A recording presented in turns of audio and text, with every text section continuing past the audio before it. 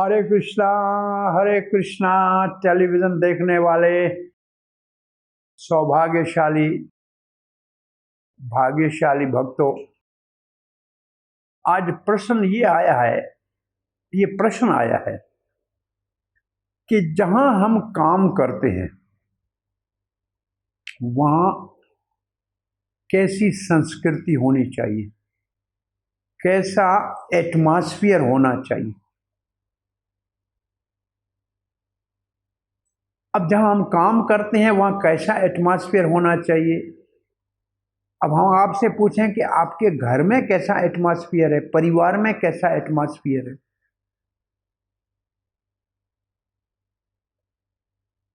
क्योंकि जिस वातावरण में हम रहते हैं,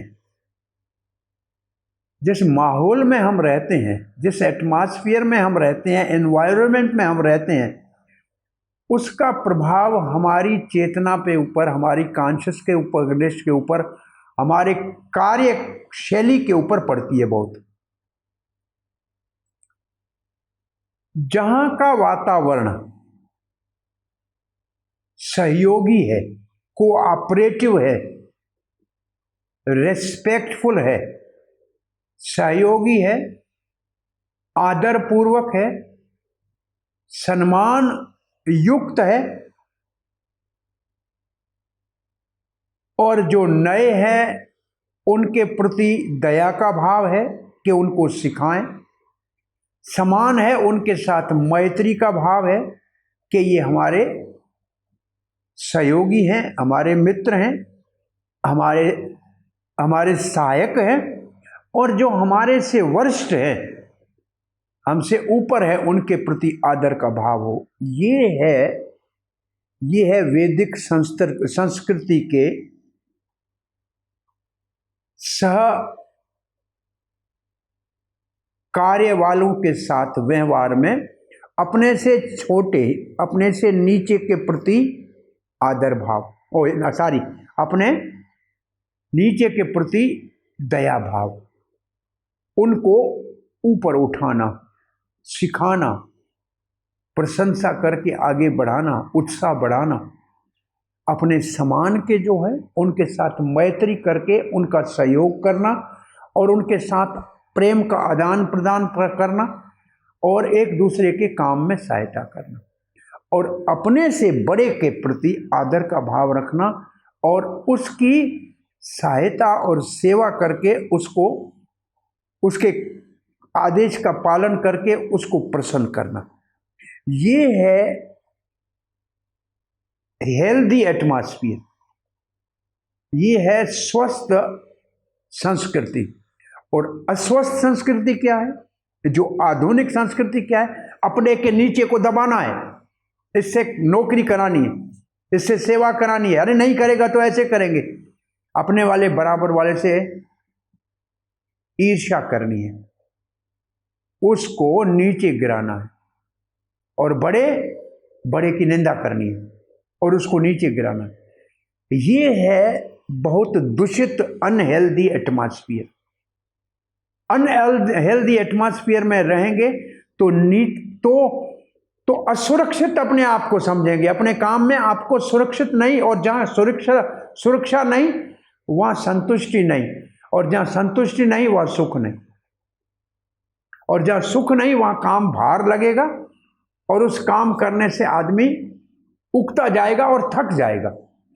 और जहां काम करने में कोऑपरेशन है, जहां काम करने में सहयोग है, नीचे वाला समझता है ये तो मेरा हितैषी है, तो वो अपना जीवन लगा के और अच्छी तरह से काम करेगा, और आपका कार्य जो है उसका परिणाम भी बहुत ज्यादा हुआ। रिजल्ट ओरिएंटेड कार्य, सब लोग मेहनत करेंगे, बराबर वाले का सहयोगी बनोगे, पीछे गिराने का प्रयास नहीं करोगे तो एक और एक दो नहीं होते, सहयोगी वातावरण में एक और एक 11 हो जाते हैं।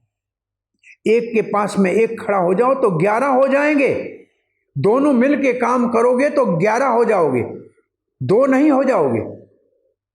और एक एक को काटेगा तो एक से एक चला गया, कुछ भी नहीं होगा, दोनों के द्वारा कुछ भी नहीं होगा।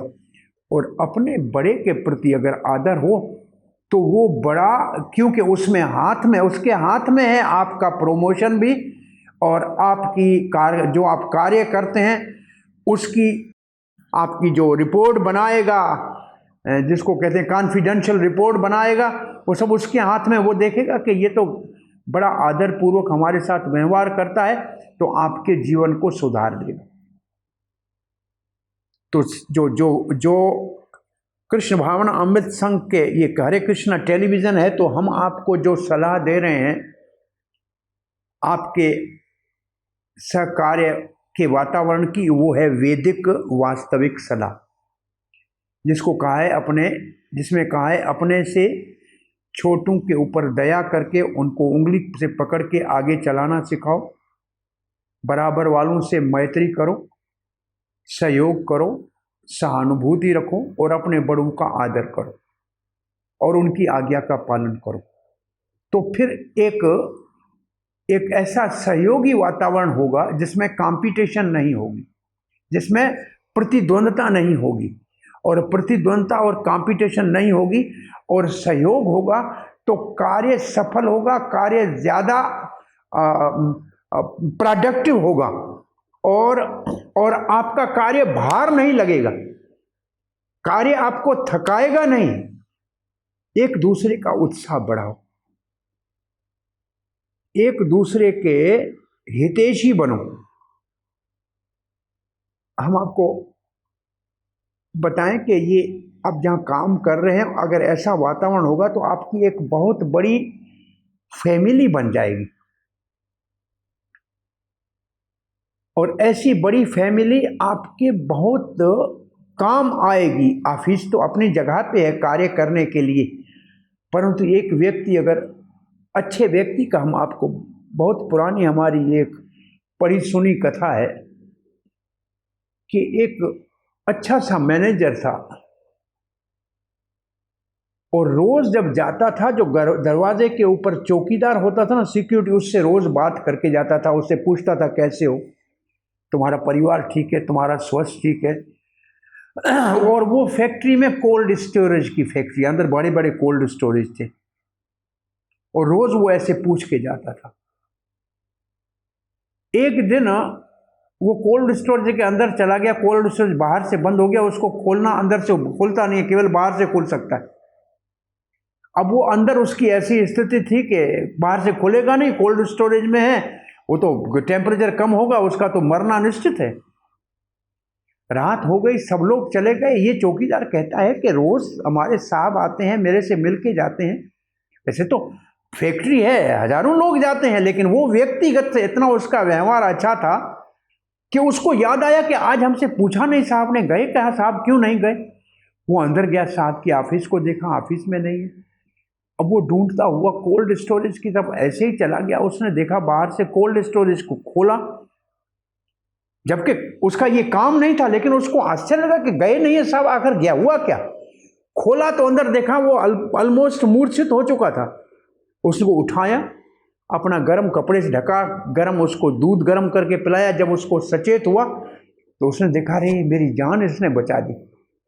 उसने कहा, मुझे क्या पता, ऐसे तो हजारों लोग आते जाते, परंतु आप रोज मेरे से जो प्रेम पूर्वक, मैं छोटा सा एक सिक्योरिटी का बाहर का ऑफिसर हूँ, लेकिन आप बहुत बड़े बास हो, लेकिन आप हमारे प्रति इतनी सहानुभूति रख के मेरे से रोज पूछते थे, आज आप यहाँ से निकले नहीं तो मेरे को संदेह हो गया आप क्यों नहीं आए।